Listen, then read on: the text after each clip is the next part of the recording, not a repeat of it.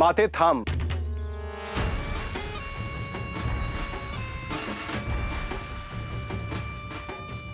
तुझे वात्सल्य मला कळते आहे, परंतु स्वतःला आवर घाल.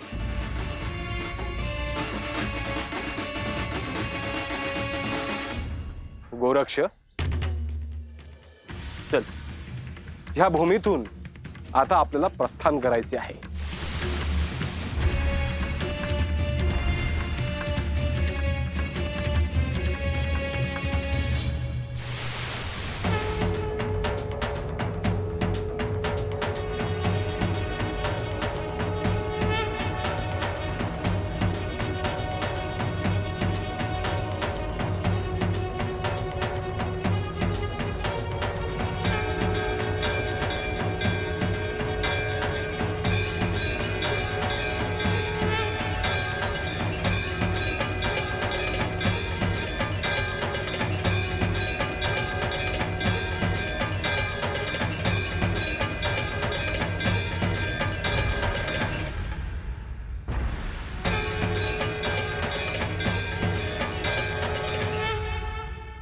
माझे नाव गोरक्ष असे का ठेवले?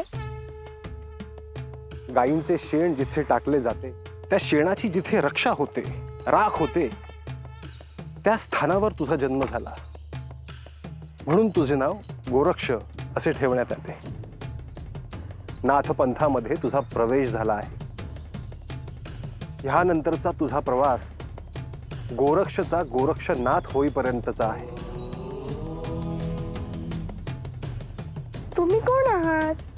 मी मच्छिंद्रनाथ आहे. तुमचं नाव मच्छिंद्र असं का? कारण माझा जन्म माशाच्या पोटातून झाला, म्हणून माझे नाव मच्छिंद्र असे आहे. मग तुम्ही मच्छिंद्रनाथ कसे झालात? माझे गुरु श्री दत्त महाराज आणि श्री महादेव यांच्या कृपेने आणि आशीर्वादाने मी मच्छिंद्रचा मच्छिंद्रनाथ झालो.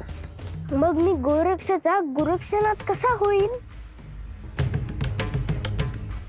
मी तुला प्रथम शिष्य म्हणून स्वीकारले आहे. गुरु म्हणून मी तुला साधना देईन, शिकवेन आणि मग तू गोरक्षनाथ होशील. परंतु ते सोपे नाही. त्यासाठी अनंत कष्ट आहेत. चल.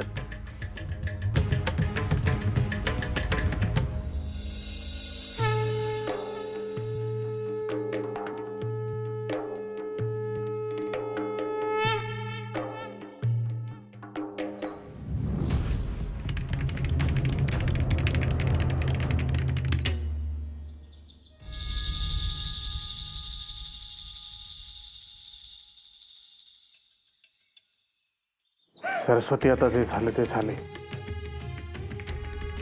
तर दुःख करून काही उपयोग नाही आहे.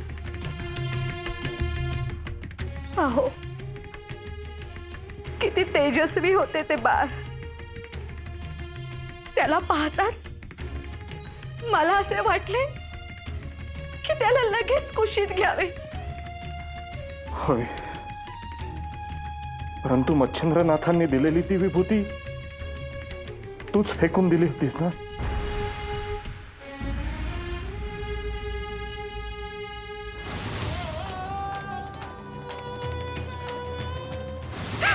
होय, माझ्या हातून पातकच घडले.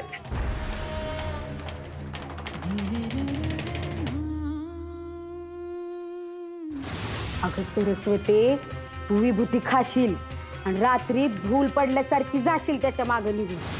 सरस्वती, आम्ही तुझ्या मनात चुकीचे काही भरवायला नको होतं.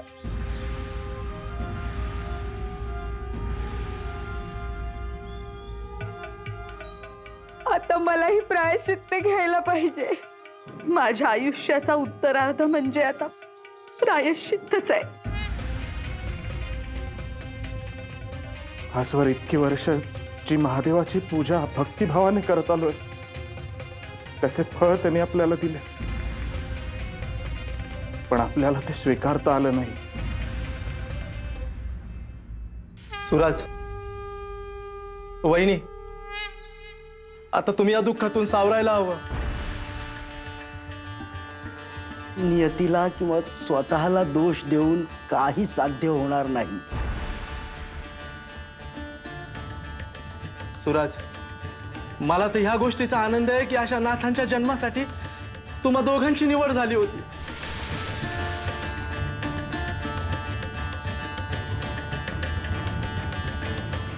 तुम्ही खरंच खूप भाग्यवान आहात. मनानं पवित्र निर्मळ आहात. सूरज, वहिनी, माझी एक इच्छा आहे. काय लक्ष्मण? मला तुम्हा दोघांच्याही पाया पडायचंय.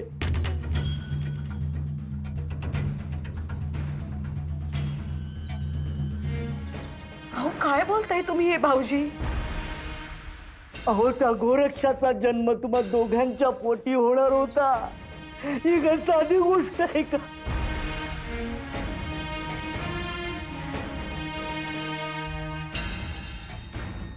अहो हे तुम्ही काय करताय?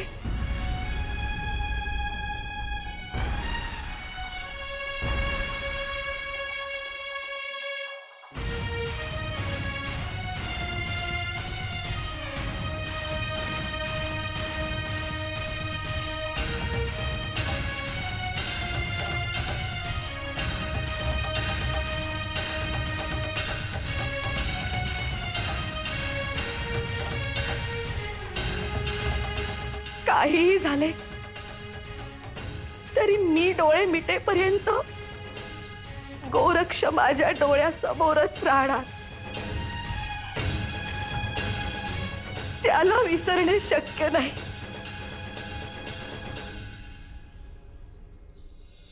तुझे पाय दुखलेत तर सांग बरं.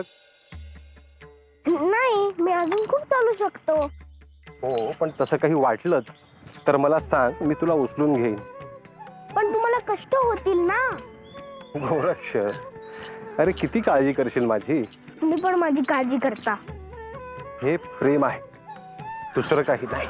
प्रेम म्हणजे काय? प्रेम ही एक अनुभूती आहे.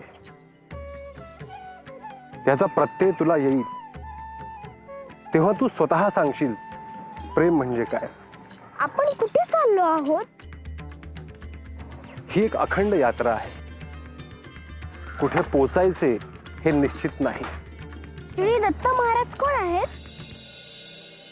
त्यांना समजून घेणे हीच साधना आहे.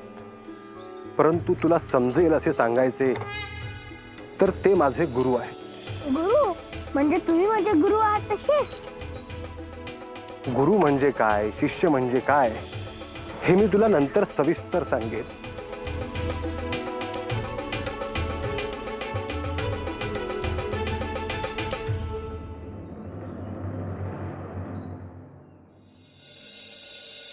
आपण जे स्वप्न पाहिले होते ते साक्षात उतरले आहे.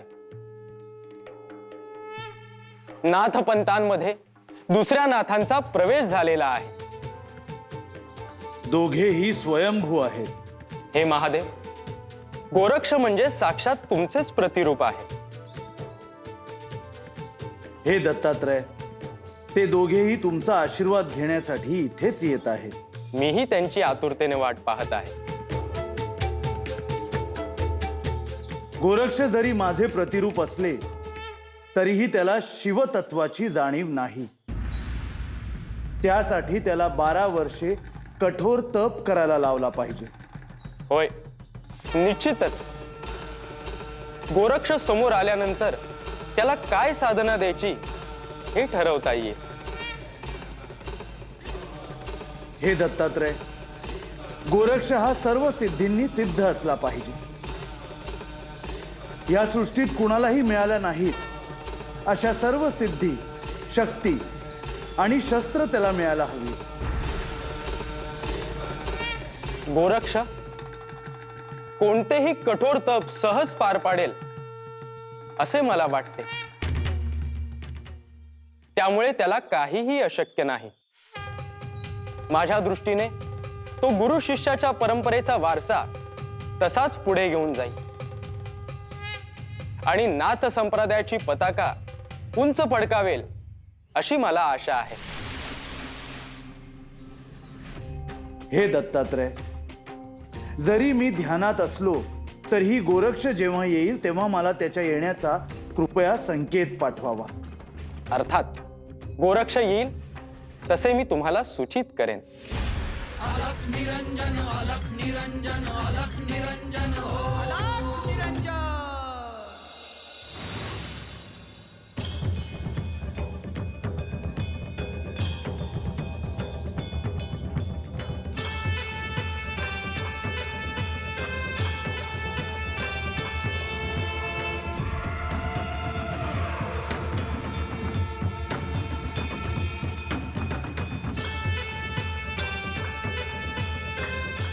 गोरक्ष, आज आपण इथेच थांबूयात आणि विश्रांती करूयात.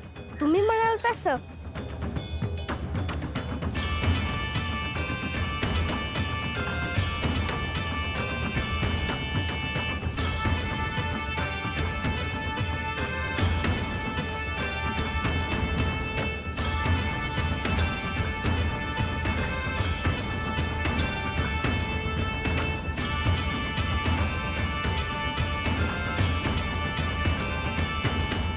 गोरक्ष, ये बैस.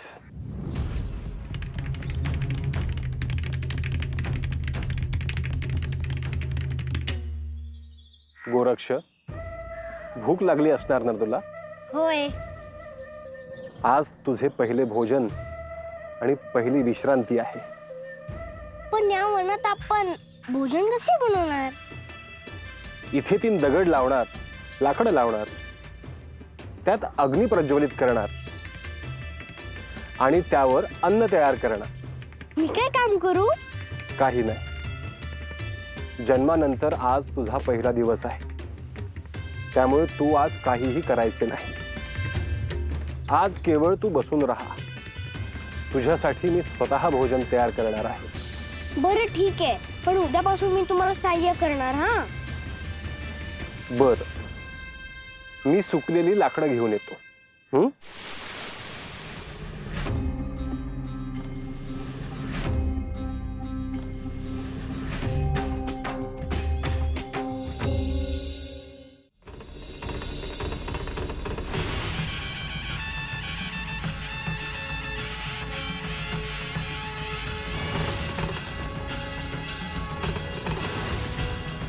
माते थांब. तुझे वात्सल्य मला कळते आहे, परंतु स्वतःला आवर घाल.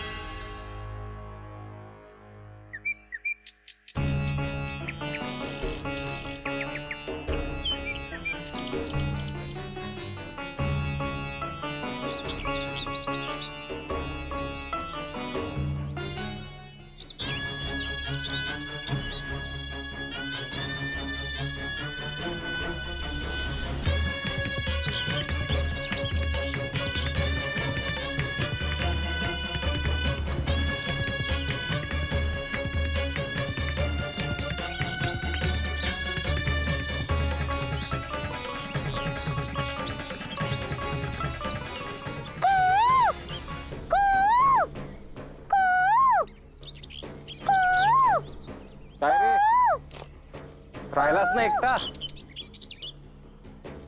भीती नाही ना वाटली? नाही, रात्री पक्ष्यांचा आवाज येत होता, तो ऐकत होतो.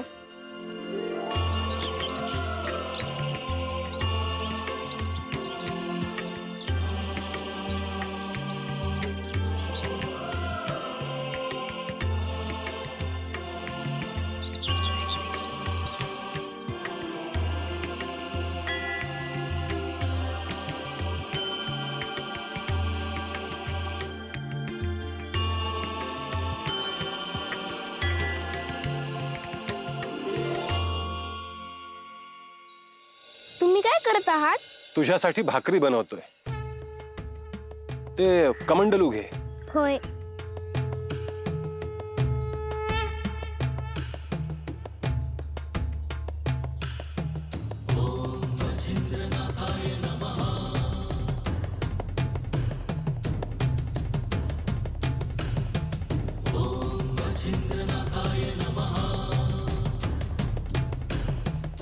गोरक्ष, तुलाही हे सगळं शिकायचंय बरं का? मग आता मी करू? नाही नाही, आज नको. आज या सृष्टीमधला तुझा पहिला दिवस आहे, त्यामुळे आज तुझ्यासाठी मी करतो.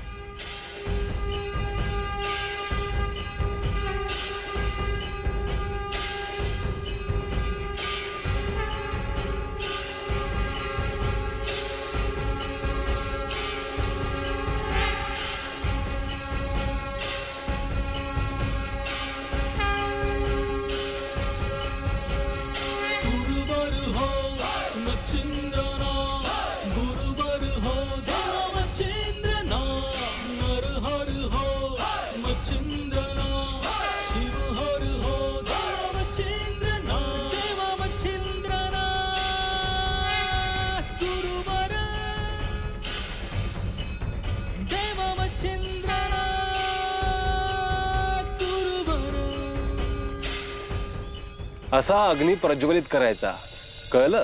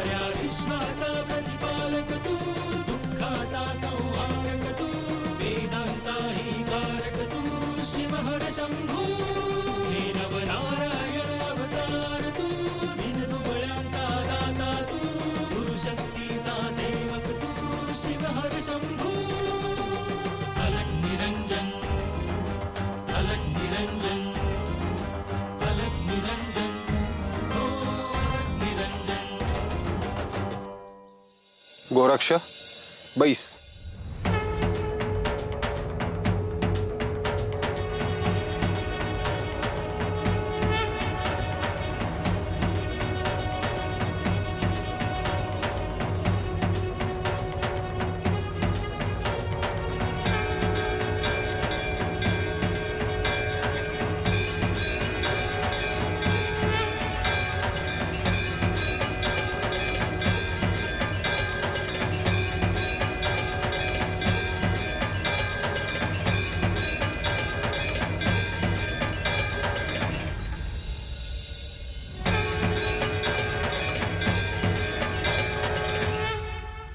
गोरक्ष, उभा रहा. हा घास पक्ष्यांसाठी.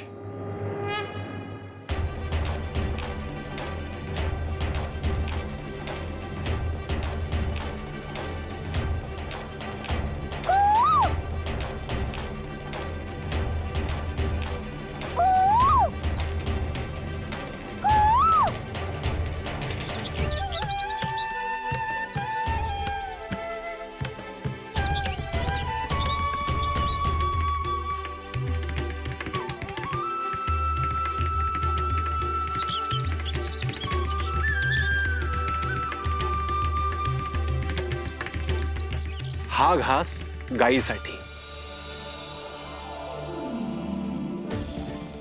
पण इकडे तर गाय नाहीये. इथे ठेवून दे, कुठला तरी जीव खाईल तो.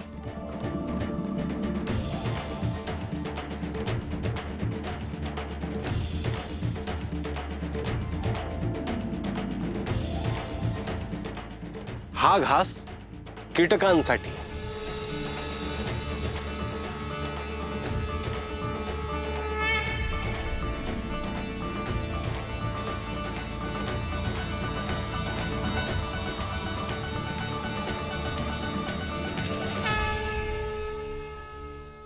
बस.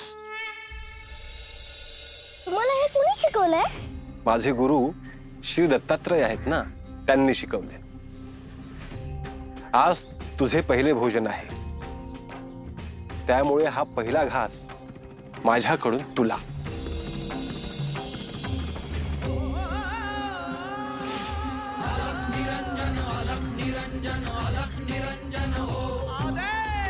निरंजन निरंजन